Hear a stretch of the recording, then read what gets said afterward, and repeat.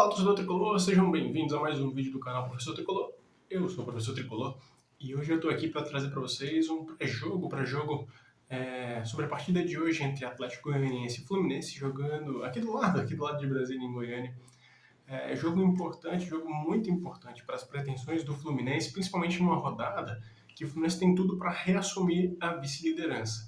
É claro que depender de um resultado do rival, né, uma vitória, por exemplo, do Flamengo sobre o Inter nunca é bom para assumir essa liderança, né, essa vice-liderança. Mas até um empatezinho já nos garante ali na vice-posição, na segunda colocação do campeonato.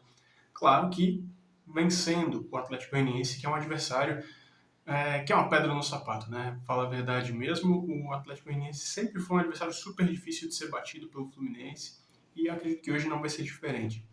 Apesar deles estarem desfocados, o que para mim é o melhor jogador, que é o Wellington Rato, o Atlético Goianiense tem algumas virtudes e isso deve ser levado em consideração para a partida de hoje.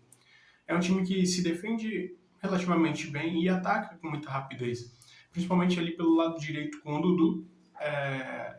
Apesar do Wellington Rato não entrar, dependendo de quem assumir essa posição, né, sendo o Jorginho ou o Shailon, enfim, claro que quem entrar muda um pouquinho a característica do time, né, o Shailon é um jogador um pouco mais defensivo, enquanto o Jorginho é um jogador mais camisa 10, mais articulador, mas enfim, o Atlético tem boas peças, o Fluminense tem que se cuidar, principalmente sabendo que nós vamos ter muitos desfalques no setor defensivo. Né? Semana passada a gente teve o desfalque do Nino, hoje, de novo, a gente vai ter um desfalque do Manuel, que foi expulso novamente. E somado a isso, ainda tem o desfalque do Samuel Xavier, que também está suspenso por terceiro cartão amarelo. E vai trazer uma preocupação, né? Porque o Calegari já não jogava há muito tempo. Quando entrou na partida contra o Atlético Mineiro, não jogou na lateral, então causa uma certa preocupação de como é que tá. O Calegari nunca foi um primor de ofensividade, enfim. Mas acreditar que a gente não vai passar tantos problemas assim. Para falar bem a verdade, o meu maior problema no setor defensivo é quem já estava atuando, né? Que é o Felipe Melo e o Caio Paulista. O Felipe Melo, por um problema físico que ainda persiste, né, fez uma excelente partida contra o Juventude, mas contra o Atlético Mineiro já voltou a falhar e, enfim, eu não sei até que ponto vale a pena insistir nesse erro. E o Caio Paulista a mesma coisa, né? O Fernando Diniz tenta persistir com um jogador que não dá resultado. É claro que os outros que ele tentou também não deram, mas, enfim, né? Até que ponto vale a pena ficar insistindo nesse erro? E um outro fator que é importante no jogo de hoje, que para mim já deveria ter acontecido há muito tempo, e vocês são prova disso que eu comento sobre isso há muito tempo, é a entrada do Natan no time, no lugar do Matheus Martins. Não acho o Matheus Martins um mau jogador, não acho. Ele tá muito mal mesmo.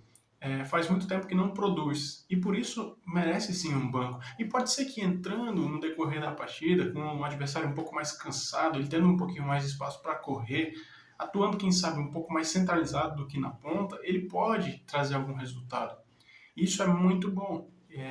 Dá uma esfriada no ânimo do garoto, acalma e tenta ir colocando ele aos poucos. Acho que o Natan tem tudo para ser uma peça importante ali no meio campo, principalmente se o Fernando Diniz mudar o esquema, se ele jogar num 4-1-2-1-2 ou num 4-2-2-2, ou enfim, jogar com dois meias, né? Jogar com o Paulo Henrique Ganso e o Natan, ou então até trazer o Natan um pouquinho mais para trás, deixar o André um pouco mais centralizado, o Martinelli e o Natan um pouquinho mais à frente e o Paulo Henrique Ganso livre para armar, com o John Arias e Cano na frente. Hoje é um jogo bom para ganhar, é um jogo bom para dar resposta, principalmente porque é um adversário que é um problema muito grande para a gente, mas é um resultado, olha, é um jogo para dar uma resposta, depois de um excelente jogo contra o Juventude e depois contra um péssimo jogo contra um Atlético Mineiro, que sim, está no mesmo patamar que a gente, ou até um pouco maior no que diz respeito a investimento e time. Bom, mas eu gostaria de saber de vocês se haveria alguma outra modificação, se vocês insistiriam com alguma outra coisa que o Fernando Diniz tá insistindo, o Caio Paulista, o Felipe Melo. E, claro, queria me desculpar também por não estar postando tantos vídeos com tanta frequência, mas semana passada a gente não teve tantas notícias, então eu não quero ficar enchendo o canal de coisas vazias, eu quero trazer conteúdo para vocês de fato. E acredito que enquanto for assim, né, quando a gente tiver conteúdo, sempre vai ter vídeo. Mas enquanto não tiver, enquanto eu tiver que forçar alguma coisa para trazer o conteúdo para cá, não é o ideal, até porque eu não quero tomar o tempo de vocês com coisas vazias. Enfim, falar do Fluminense é sempre bom, falar para vocês é sempre muito bom. E é isso, galera. Muito obrigado por terem assistido o vídeo até aqui. Para mim, vocês sabem que é um prazer, é uma honra enorme estar fazendo isso. E, claro, né, a referência de House of the Dragon é porque o jogo hoje é em Goiânia, é fora de casa, é um adversário difícil e a Casa do Dragão é sempre um lugar bem complicado para o torcedor do Fluminense. Muito obrigado por terem assistido o vídeo até aqui e não se esqueçam, nunca deixem com que seus medos sejam maiores do que sua vontade de vencer.